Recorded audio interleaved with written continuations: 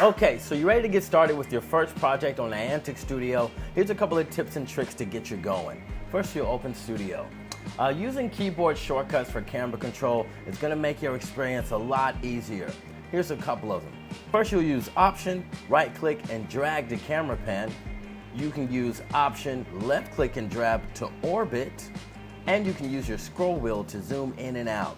You can add physics colliders to your project for realistic interactivity by clicking the New Component button in Studio or via code.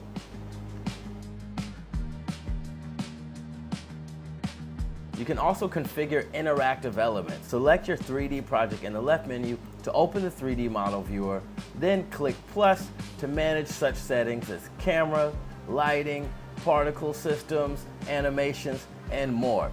If you're looking for a couple of more keyboard shortcuts to speed up your process, you can find more keyboard shortcuts right here. If you have more questions about how to use Niantic Studio, leave us some comments below and check us out at hwall.com.